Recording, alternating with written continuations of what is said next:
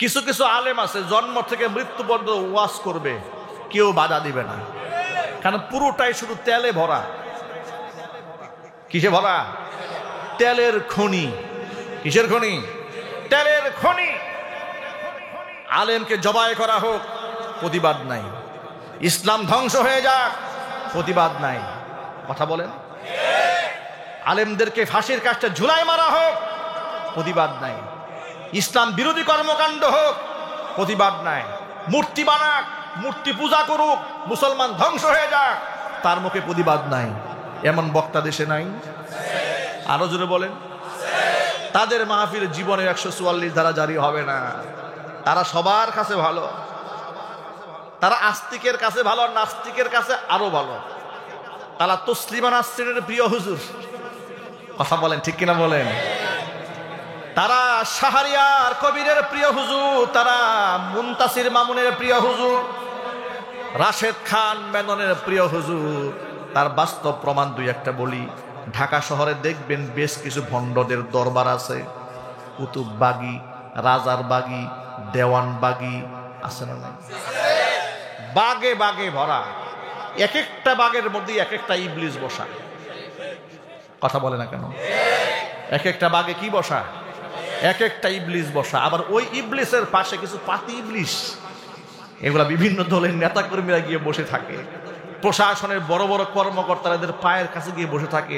আমি অবাক হয়ে যাই, বেটা বিসিএস কে আর এতটুকু জ্ঞান নাই যে সান্নিধ্যে গেলে একটা ভালো মানুষের কাছে যায়, শয়তানের পিছনে ঘুরে লাভ কি? সব আলেমের শত্রু হয় না, যারা আপোষহীন তাদের শত্রু হয় সমাজে। আর এই মাইন্ড মাথা থেকে সরায়ে ফেলা দরকার। আমি সবার কাছে জনপ্রিয় হয়ে থাকতে চাই না, কারণ এই পৃথিবীতে সবচাইতে জনপ্রিয় মানুষ, সবচাইতে গুণের মানুষ বিশ্বনবী মুহাম্মদুর রাসূলুল্লাহ সাল্লাল্লাহু আলাইহি ওয়াসাল্লাম, যার জন্য কোটি মানুষ জীবন দিতে প্রস্তুত। কথা বলেন, ঠিক কিনা? তিনি সবার কাছে জনপ্রিয় হয়ে থাকতে পারেন নাই। তার কাছের মানুষরা তাকে তলোয়ার নিয়ে মারতে গেছে, এলাকা থেকে বের করে দিয়েছে। তাহলে আখলাকে পরিপূর্ণ আল্লাহর হাবিব, তিনি সবার কাছে ভালো থাকতে পারেন নাই। আপনি কেমন হুজুর, সবাই আপনাকে মাথায় তুলে নাচে, প্রমাণ হয় আপনার মধ্যে ইসলামের আদর্শ মৌলিকভাবে নাই, আপনার মধ্যে মুনাফিকি আছে। মুনাফিকরা সব জায়গায় ঠিক আছে বলে আপনিও ঠিক, আপনিও ঠিক। কথা বলেন, ঠিক কিনা বলেন? কলে জীবনকে সঁপে দেওয়ার জন্য প্রস্তুত হয়ে গেল, কিন্তু ঈমান ছাড়ার জন্য একজন রাজি হলো না। বেশ কয়েকজনকে ফেলে দেওয়ার পরে সর্বশেষ হযরতে আব্দুল্লাহ ইবনে হুযাফা রাদিয়াল্লাহু তাআলা আনহুকে ডেকেছে, বলে এবার তার পালা, তাকে তোমরা ফুটন্ত তেলের মধ্যে ছেড়ে দাও। সাথী সঙ্গে আরো কিছু বাকি ছিল, তার সাথে বেশ কিছুজন লোকদেরকে তারা শহীদ করে দিয়েছে। আব্দুল্লাহ ইবনে হুযাফাকে আনা হলো। প্রথম দেখানো হলো লোক কাজ হয় নাই, এবার ভীত সন্ত্রস্ত করা হলো। হযরত আব্দুল্লাহ ইবনে হুযাফা রাদিয়াল্লাহু তাআলা আনহু ফুটন্ত তেলের সামনে দাঁড়িয়ে অজরে শিশু বাচ্চার মতো ডুকরে কেঁদে উঠলেন। চোখ থেকে অজরে পানি ঝরছে। যারা তারা গ্রেফতার করেছে, যারা তাকে ধরে রেখেছে, সকলেই মনে করেছে আব্দুল্লাহ বোধহয় মৃত্যুর ভয় পেয়েছে, শাস্তির ভয়ে কান্না শুরু করেছে। বাদশাকে বিষয়টি অবগত করা হলো। রোম সম্রাট বলল, আব্দুল্লাহকে আমার সামনে হাজির করা হোক। আব্দুল্লাহকে তার সামনে আনা হলো।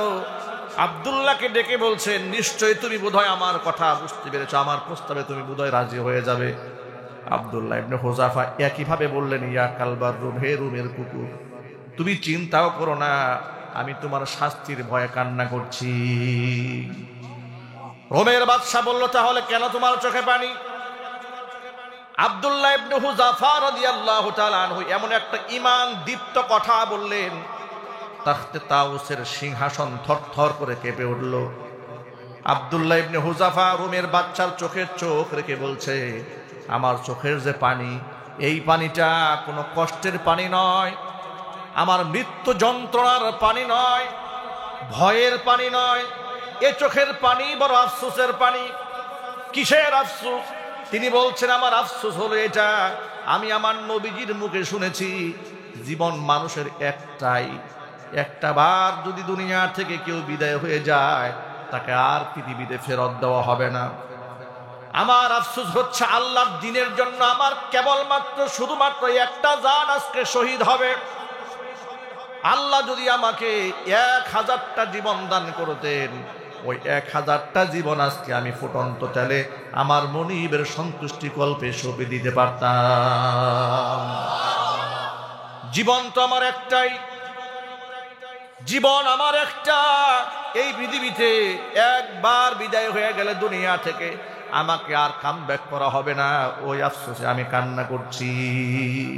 সুবহানাল্লাহ। কোন দুনিয়া থেকে কেউ বিদায় হলে এই পৃথিবীতে আর টাকার আসার সুযোগ নাই। স্বাভাবিক মৃত্যু হোক কিংবা শহীদ মউত, যেভাবেই হোক না কেন, তার প্রমাণ আপনাদেরকে দেই।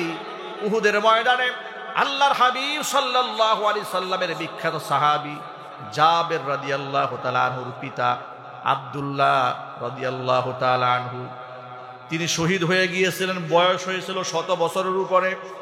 বৃদ্ধ এই সাহাবী শাহাদাতের পরে আল্লাহর নবী হযরত জাবের ইবনে আব্দুল্লাহ রাদিয়াল্লাহু তাআলা আনহুকে জিজ্ঞেস করলেন, জাবের, তুমি কি জানো তোমার পিতার শাহাদাতের পরে আল্লাহর সাথে তোমার পিতার কি কথোপকথন হয়েছে? জাবের রাদিয়াল্লাহু তাআলা আনহু বলছেন, নবীজি, ফাল্লাহু ওয়া রাসূলুহু আলাম, বিষয়টি আল্লাহ এবং তার রাসূলই ভালো জানেন। হযরত জাবেরকে ডেকে নবীজি বললেন, শোনা জাবের, তোমার পিতা আব্দুল্লাহর শাহাদাতের পরে আল্লাহ পাক তোমার পিতাকে ডেকে বলেছিলেন, ও আব্দুল্লাহ, তুমি আজকে আমার কাছে যা চাবে তোমাকে তাই দান করা হবে। তোমার পিতা আব্দুল্লাহ আল্লাহর কাছে আরজি পেশ করেছিলেন, রব্বুল আলামিন, তুমি যেহেতু বলেছো যা চাবো তাই পাবো। শহীদদের যে এত সম্মান, শহীদদের যে এত মর্যাদা, এটা আমাদের ধারণাও ছিল না। আল্লাহ, তুমি আমার জীবনটাকে আরেকটা বার ব্যাক করে দুনিয়াতে ফেরত দাও, যাতে করে কুফফারদের বিরুদ্ধে লড়াই করে জীবনটা তোমার রাস্তায় দিয়া আবার শহীদ হইয়া তোমার কাছে ফিরে আসতে পারি। আল্লাহ রাব্বুল আমিন তখন জবাবে বললেন, আব্দুল্লাহ রে, এটা আমি আল্লাহর অমোঘ বিধান। পৃথিবী থেকে একবার যদি কেউ বিদায় হয়ে যায়, দুনিয়াতে তাকে আর ফেরত দেওয়া হবে না। তুমি অন্য কিছু আমার কাছে চাও।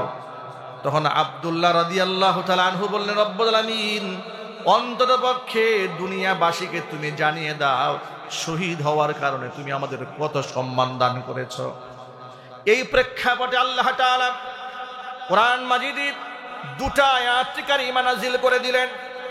আব্দুল্লাহ রাদিয়াল্লাহু তাআলা আনহুর এই প্রস্তাবনার কারণে আল্লাহ পাক কোরআন মাজিদের মধ্যে আয়াত নাযিল করে বলে দিলেন, ওয়ালা তাহসাবান্নাল্লাযীনা কুতিলু ফি সাবিলিল্লাহি আমওয়াতা বাল আহইয়াউন ইনদা রাব্বিহিম ইউরযাকুন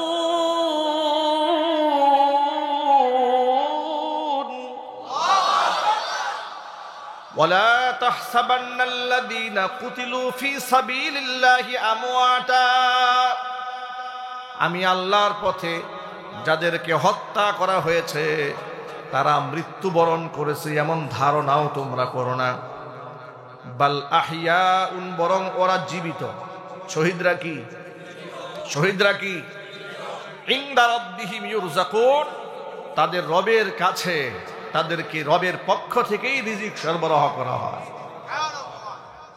ফারিহিনা বিমা আতাহুমুল্লাহু মিন ফাদলিহি, রব নিজের পক্ষ থেকে যে নিয়ামত দিয়েছে ওই নিয়ামত নিয়ে তারা বড়ই সন্তুষ্ট আছে। ওয়ায়াস্তাবশিরুনা বিল্লাযীনা লাম ইয়ালহাকু বিহিম মিন খালফিহিম, তারা সুসংবাদ দিচ্ছে ওই সমস্ত ব্যক্তিদেরকে যারা তাদের পশ্চাতে এখনো মিলিত হয় নাই। এই সুসংবাদ দিচ্ছে আল্লাহ, খাউফুন আলাইহিম ওয়ালা হুম ইয়াহজানুন, তাদের কোনো ভয় নাই, তারা ব্যথিত হবে না। জোরে জোরে বলেন সুবহানাল্লাহ। আব্দুল্লাহ ইবনে হুযাফা রাদিয়াল্লাহু তাআলা আনহুর এই ঈমান দীপ্ত কথা শুনে রোমের বাদশার সিংহাসন কেঁপে উঠেছে। সে ছিল আহলে কিতাবের সদস্য। রোমের বাদশা সোজা হয়ে দাঁড়ালো, আব্দুল্লাহ ইবনে হুযাফাকে ডেকে বলছে, আব্দুল্লাহ, তুমি যদি আমার একটা প্রস্তাবে রাজি হও তো তোমাকে, তোমার সাথী সঙ্গী যারা বেঁচে আছে তাদেরকে আমি বা সালামাত মদিনায় ফিরে যাওয়ার সুযোগ করে দেব। প্রস্তাব খানা হলো, তুমি আমার সামনে আসবে আর আমি তোমার কপাল ধরে একখানা চুমা খাবো। সুবহানাল্লাহ বলেন। যে বাচ্চা এতক্ষণ পর্যন্ত মারার ষড়যন্ত্র করেছে, সত্যের সামনে মাথা নত করে বাচ্চা বলছে, আমি তোমার কপাল ধরে চুমা খাইতে চাই। আব্দুল্লাহ ইবনে হুযাফা মনে মনে ভাবলেন, একজন অমুসলিম আমার কপাল ধরে চুমা খাওয়ার বিনিময়ে যদি এতগুলো সাথী আমার প্রাণে বেঁচে যায়, অসুবিধা তো কিছু নাই। তিনি দাঁড়ালেন, অমুসলিমের চুম্বন গ্রহণ করলেন, মদিনাতুল মুনাওয়ারায় ফিরে আসলেন। ওমর ফারুক রাদিয়াল্লাহু তাআলা আনহু খলিফা। হযরত ওমর এদেরকে দেখে হতবাক হয়ে গেলেন। তিনি তো আগেই মেসেজ পেয়েছিলেন যে তারা বন্দী হয়ে গেছে, তাদের জীবিত ফিরে আসার কোনো সম্ভাবনা ছিল না।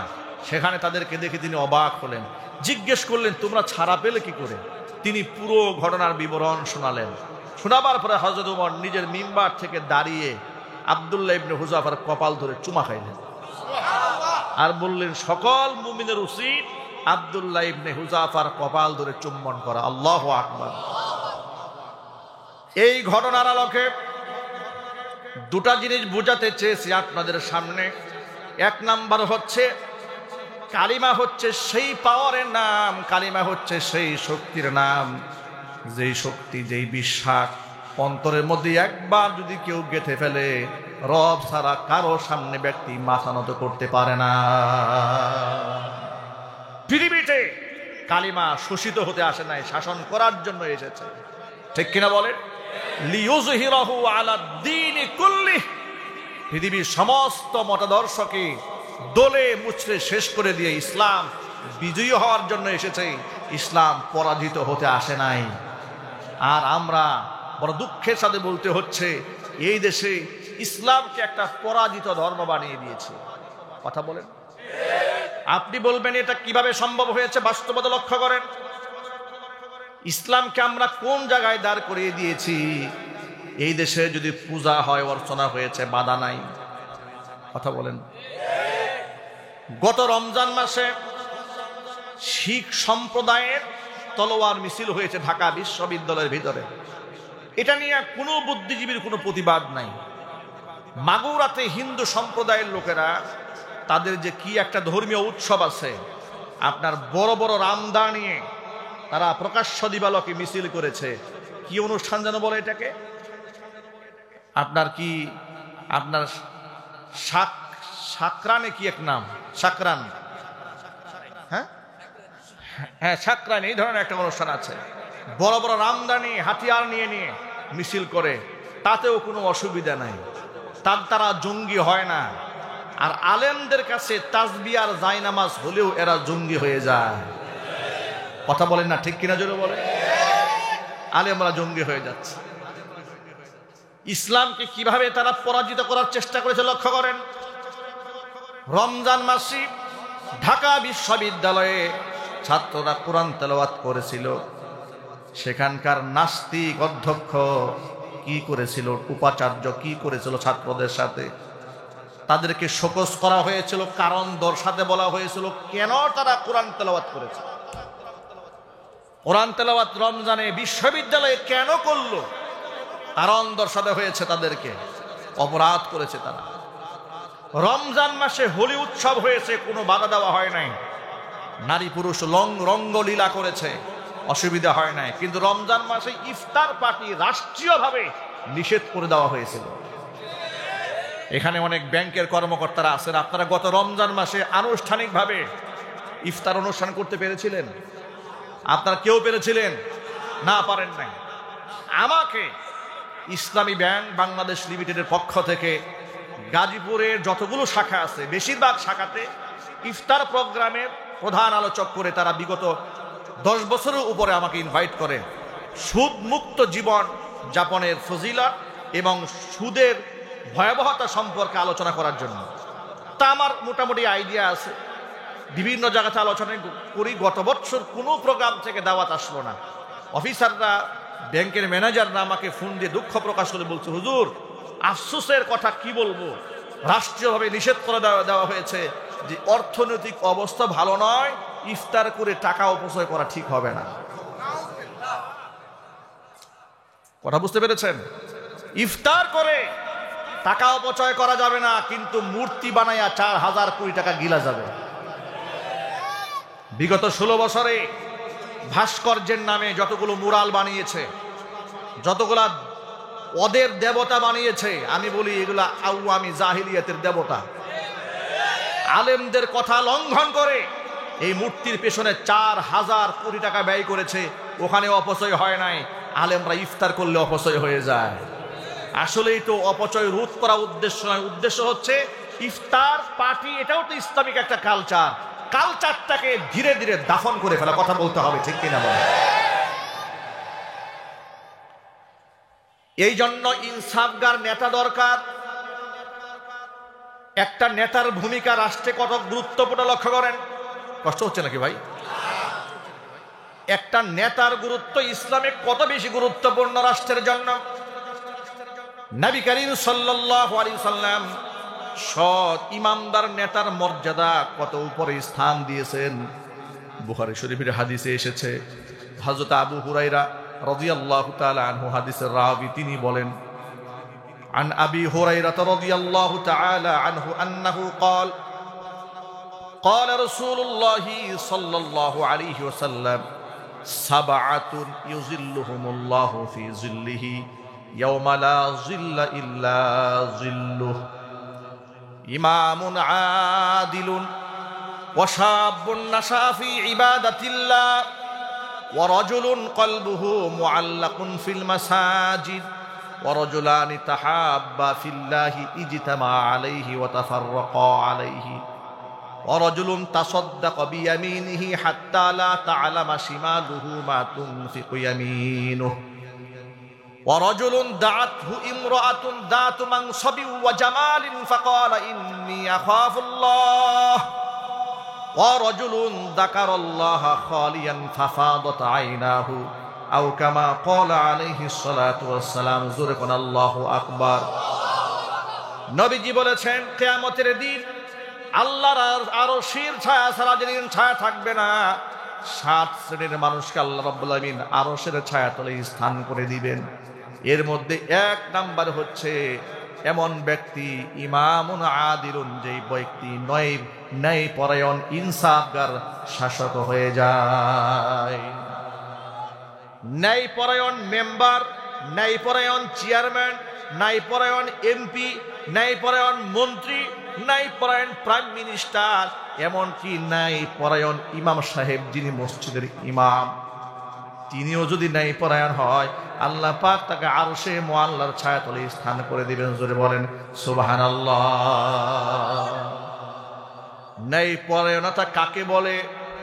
উদাহরণ নেন, ইসলামের ইতিহাস এবং খলিফাদের ইতিহাস যদি আমাদের বাচ্চাদেরকে পড়ানো হতো, আজকে আমাদের সামনে যে যুবক ইয়াংরা বসে আছেন, তারা একদিন সমাজের ধারক বাহক হবেন।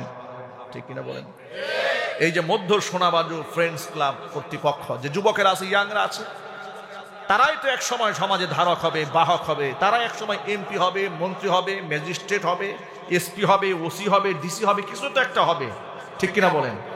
এই জেনারেশনটাকে যদি আমরা প্রাতিষ্ঠানিকভাবে এই দেশের এবং আমাদের ধর্মের খলিফাদের স্বর্ণোজ্জ্বল ইতিহাসগুলো ছাত্র জীবন থেকেই মোতালা করিয়ে, পড়িয়ে, প্র্যাকটিস করিয়ে এদেরকে যদি আমরা মানসিকভাবে প্রস্তুত করতে পারতাম, তাহলে এই দেশে পিকে হাওলাদারের মতো দুর্নীতিবাজের জন্ম হতো না। কথা বলেন, ঠিক কিনা জোরে বলেন? তাহলে রডের পরিবর্তে কোনো বিল্ডিংয়ে বাস ঢুকতো না, কোনো মিথ্যাবাদের জন্ম হতো না। কথা একটু বলতে হবে, ঠিক কিনা জোরে বলেন? এগুলা বাদ দিয়া শিক্ষা সিলেবাসে কি ঢুকানো হলো, কথা একটু পরে বলি, মূল কথায় ফিরে আসি। ওমরে ফারুক রাদিয়াল্লাহু তাআলা আনহু অর্ধ জাহানের শাসক। আল্লাহ এত সম্মান তাকে দিলেন, এত মর্যাদা তাকে দিয়েছেন, তার কথা মানুষ তো শুধু শুনেই না, মানুষ শুনতে বাধ্য। তার কথা সমুদ্রের পানি পর্যন্ত শোনে। আমর ইবনুল আস রাদিয়াল্লাহু তাআলা আনহু বিখ্যাত সাহাবী, মিশর বিজেতা, যার নেতৃত্বে মিশর মুসলমানদের হাতে এসেছে, ইতিহাস আপনারা পড়ে নেবেন। তার নাম হচ্ছে বিখ্যাত সাহাবী আমর ইবনুল আস রাদিয়াল্লাহু তাআলা আনহু। মিশরের লোকজন খলিফার কাছে এসে বলল, হে আমর ইবনুল আস, আপনি তো মিশরের প্রধান, আপনি এখন মিশরের খলিফা। তো মিশরের নীল নদের একটা বড় ভাইরাস আছে। সেটা কি?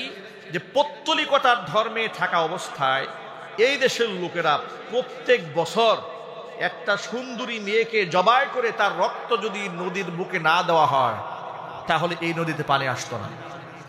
আপনি তো এসেছেন, এখন নীল নদ তো শুকনা হয়ে আছে, তাহলে আপনি একটা মেয়েকে জবাই করার ফয়সালা করেন। এখন আপনারা বলেন, একটা মেয়ের রক্তের বিনিময়ে পানি আসবে, পানি কি মানুষের জন্য না মানুষের জন্য পানি? মানুষের জন্য পানি।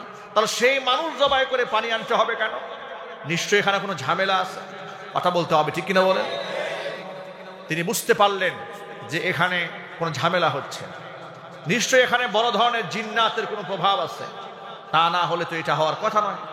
তিনি চিঠি লিখলেন, আমর ইবনুল আস মদিনাতুল মুনাওয়ারায় হযরত ওমরের কাছে, আমিরুল মুমিনিনের কাছে চিঠি লিখলেন। তার কাছে বিষয়টি অবগত করানো হলো। আমর ইবনুল আস রাদিয়াল্লাহু তাআলা আনহু লিখে দিলেন, খলিফাতুল মুসলিমিন, মিশরের নীল নদে পানি আসে না, মেয়ে একটি জবাই করে রক্ত না দিলে নাকি পানি আসবে না, আপনার ফয়সালার অপেক্ষায় আছি। খলিফাতুল মুসলিমিন আমিরুল মুমিনিন ওমর ফারুক রাদিয়াল্লাহু তাআলা আনহু ছোট্ট একটা চিঠি লিখলেন। তবে সেই চিঠিটা মানুষের উদ্দেশ্যে লিখলেন না, চিঠি লিখলেন ওই দরিয়ার উদ্দেশ্যে। চিঠির মধ্যে ভাষা ছিল, আইয়াতুহান নীল লাউ জারাইতি বিনাফসিকি ফালা তাজরি, ও নীল নদ, যদি তোমার নিজের পক্ষ থেকে পানি প্রবাহিত করার কোনো ক্ষমতা থাকে তাহলে পানি প্রবাহিত করার কোনো প্রয়োজন নাই। আর পানির মালিক যদি আমার আল্লাহ তাআলা হয়ে যায় তাহলে আমি এই তোমার বুকে আমার বার্তা পৌঁছে যাওয়া মাত্র যেন নীল নদ পানি দ্বারা ভরপুর হয়ে যায়। সাহাবায়ে কেরাম রাদিয়াল্লাহু তাআলা আনহু আজমাইন বলেছেন, খলিফার লিখিত সেই চিঠিখানা আমরা নিয়ে নীল নদের মাঝখানে ছেড়ে আমরা কাফেলা যখন কিনারায় তীরের দিকে আমরা উড়ে আসতেছিলাম, আমরা কিনারায় আসতে না আসতেই নীল নদের পানি দ্বারা আমাদের পায়ের গোড়ালি পর্যন্ত ভিজে যায়। ভাবা যায় আল্লাহ পাক কেমন মর্যাদা তাকে দান করেছিলেন। তিনি একজন রাষ্ট্রনায়ক ছিলেন। কেমন রাষ্ট্রনায়ক? একজন মুসলিম রাষ্ট্রনায়ক। ইসলামের খেলাফত থাকলে, ইসলামের যদি পরিপূর্ণ স্বাদ এ জাতি ভোগ করতে চায় তাহলে রন্ধ্রে রন্ধ্রে ইসলামের আদর্শগুলো প্রতিষ্ঠা করতে হবে, ঠিক কিনা বলেন? এখন আমাদের দেশে ইসলাম আছে কোথায় আছে জানেন? মসজিদে। ইসলাম আছে কোথায়? মাদ্রাসায়। ইসলাম আছে কোথায়? পীরের খানকায়। কথা বলে না কেন? ব্যবসায়িক সেক্টরে ইসলাম আছে, ব্যাংকে ইসলাম আছে, রাজনীতির মাঠে ইসলাম আছে। মাঠে তো ইসলাম থাকবে দূরের কথা, এমন কিছু লোক আছে রাজনৈতিক মাঠে ইসলামের কথা বললেই এমন ভাবে তিনি রাগ হন, গুসা হন, মনে হয় যে তাকে পেট্রোল দিয়ে আগুন ধরিয়ে দেওয়া হয়েছে। তিনি খুব সুফি সাজেন, বলে না না না, সব জায়গায় ধর্মের ব্যবহার চলে না। কেন বাবা? ধর্মকে বিশ্বাস করে না, ধর্মের ব্যবহার চলবে না কেন? বরং তুমি মুসলমান হয়ে থাকলে জীবনের সকল অঙ্গনে ধর্ম মানতে তুমি বাধ্য। কথা বলতে হবে, ঠিক কিনা বলেন? রাজনৈতিক অঙ্গনে ধর্মের বিরোধিতা তারাই করে যারা দুর্নীতিবাজ। ওরা জানে ইসলাম কায়েম হয়ে গেলে আমার চুরির পথ সব বন্ধ। কথা বলেন, ঠিক কিনা জোরে বলেন? ইসলাম কায়েম হয়ে গেলে চুরির পথ বন্ধ হয়ে যাবে, জিনা ব্যভিচার বন্ধ হয়ে যাবে, নাইট ক্লাবগুলো বন্ধ হয়ে যাবে, পার্লারের নামে অপকর্ম বন্ধ হয়ে যাবে, চাঁদাবাজি বন্ধ হয়ে যাবে, টেন্ডারবাজি বন্ধ হয়ে যাবে, ইনসাফ এমন ভাবে কায়েম হয়ে যাবে গোটা দেশের মানুষ আর কেউ মাজলুম থাকবে না। জবাবদিহিতার কাঠগড়ায় সকলকেই দাঁড়াতে হবে। জোরে জোরে কোন সুবহানাল্লাহ। যেমন খুশি তেমন বাজেট করে আপনি খরচ করতে পারবেন না। পদ্মা সেতুর মধ্যে 9,000 থেকে শুরু করে 35,000 থেকে 40,000 কোটি টাকা বাজেট মন যেভাবে চায় তারা বাড়িয়ে নিয়েছে। কিন্তু ইসলামের শাসন ব্যবস্থায় এমন কঠিন জবাব দিতে আছে, মন চাইলে 10 টাকা থেকে আপনি 20 টাকা বাড়াতে পারবেন না, পাই টু পাই জবাব দিতে জনগণের কাছে দিতে হবে। ওমর রাদিয়াল্লাহু তাআলা আনহুর সামনে একদিন তার স্ত্রী আব্দুল্লাহর মা সুস্বাদু কিছু পিঠা বানিয়ে হাজির করলেন। রাষ্ট্রনায়ক খলিফাতুল মুসলিমিন জিজ্ঞেস করলেন, কিসের পিঠা, কে দিল এই পিঠা? কারণ রাষ্ট্রীয় কোষাগার থেকে আমার জন্য যে বেতন ভাতা আসে, ওই ভাতা দিয়ে তো আমার পিঠা খাওয়ার কথা নয়। ও আব্দুল্লাহর মা, পিঠা কি কেউ হাদিয়া দিয়েছে নাকি? বলে না, হাদিয়া দেয় নাই। কেউ কি ঘুষ দিয়েছে নাকি? বলে প্রশ্নে আসে না। আপনারে ঘুষ দিবে এমন লোক দুনিয়াতে আছে নাকি? সুবহানাল্লাহ বলেন। যার ব্যাপারে আল্লাহ রসুল বলেছেন যে রাস্তায় উমর হাঁটে সেই রাস্তায় শয়তানও হাঁটে না। আল্লাহু আকবার জোরে বলেন। হুদাইবিয়ার সন্ধির সময় রসুল সাল্লাল্লাহু আলাইহি সাল্লামকে বলেছেন, আলাস্তা বিনাবিয়্যিন হাক্কুন, আপনি সত্য নবী নন? মেজাজ কত গরম দেখছেন। আল্লাহ রসুলকে বলছেন, আপনি কি সত্য নবী নন? রসুল বলে, নিশ্চয় আমি সত্য নবী। মানে এটা সংশয় থেকে বলছেন না, মানে কাফেররা এতগুলো শর্ত দিয়েছে, মনে হচ্ছে বাহ্যিকভাবে সব শর্ত ইসলামের বিরুদ্ধে যাচ্ছে, মুসলমানদেরকে দমন করার জন্য। যে এই বছর উমরা না করে রাস্তা থেকে ব্যাগ যাবে, আগামী বছর আসবে, 3 দিনের বেশি থাকতে পারবে না, নানান রকমের শর্ত, সাথে যুদ্ধাস্ত্র আনতে পারবে না, মক্কা থেকে কেউ মদিনায় গেলে ফেরত দিতে হবে, কিন্তু মদিনা থেকে মক্কা আসলে ফেরত দেওয়ার দরকার নাই। মানে সব মুসলিমদের স্বার্থ বিরোধী। এগুলা দেখে, শর্ত দেখে উমর রাগে খুবই গুসায় বললেন, আপনি সত্য নবী নন? তিনি বললেন, নিশ্চয় আমি সত্য নবী। সত্য নবী হয়ে থাকলে বাতিলের সাথে নমনীয়তা কিসের? আল্লাহু আকবার বলেন। কিন্তু উমরের মধ্যে তো ওই হিকমা নাই, ওই ইলম নাই যে ইলম আল্লাহ পাক তার রাসূলকে দান করেছেন। সুবহানাল্লাহ বলেন। সেই উমর আপসহীন। হযরত উমর বলেন, পৃথিবীতে হক কথা বলতে বলতে আমার অবস্থা এমন হয়েছে, পৃথিবীতে আমার কোনো বন্ধু নাই, সব আমার শত্রু হয়েছে। একেবারে ঘরের স্ত্রী থেকে শুরু করে সন্তান পর্যন্ত সব আমার শত্রু হয়ে গেছে। আমি অন্যায়কে বাধাগ্রস্ত করি। মনে রাখবেন, একটা মূলনীতি আপনাদেরকে বলে দেই, দেখবেন এই সমাজে সব হুজুরদের কিন্তু শত্রু নাই। প্রিয় বন্ধুগণ আমার, হযরত উমর বলছেন, এই পিঠা পেলে কোথায়? কেউ কি হাদিয়া দিয়েছে নাকি? স্ত্রী বলে, না, হাদিয়া দেয়নি। তাহলে কেউ ঘুষ দিয়েছে? বলে, আপনারা ঘুষ দিয়ে সাহস কারো আছে নাকি? তাহলে পেলে কোথায়? বলে, রাষ্ট্রের ফান্ড থেকে, বাইতুল মাল থেকে, খাজানা থেকে দৈনিক আপনার জন্য বরাদ্দকৃত যে আটাটা দেওয়া হয়, প্রতিদিন সে আটা থেকে 100 টাকা করে বিগত 6 মাস ধরে জমা করেছে। কতটুকুন? 100 টাকা করে। কয় মাস? 6 মাস ধরে যে 100 টাকা করে আটা জমা করেছে, এটা দিয়ে আপনার জন্য পিঠা বানিয়েছে, আপনি খেতে পারেন, নিশ্চিন্তে খান।